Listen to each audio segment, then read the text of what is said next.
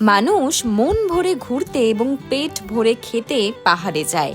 লাঞ্চের পর সন্ধেবেলায় কফি আর সাথে ভাজা, ব্যাস অতটুকুতেই কাপাকাপি, কারণ ডিনার। যতই খায় খিদের শেষ নাই। ডিনারে রুটি, আলু ভাজা আর ডিম কারি খাওয়ার পরেও ঘটনার কেন্দ্রবিন্দুতে থাকা ব্যক্তির আবারও খিদে পেয়ে যায়। কি বিশ্বাস হচ্ছে না? ওয়েট, তুই করবি, তুই তাড়াহুড়ো করছিস কেন? খিদে পাচ্ছে, তুই তো রুটি ভাত খেয়ে এলে দরটা পর।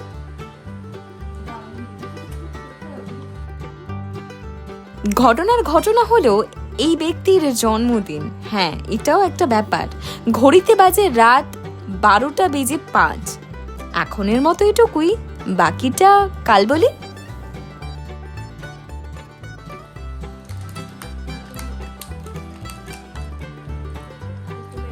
ছিল না খেতে বসে।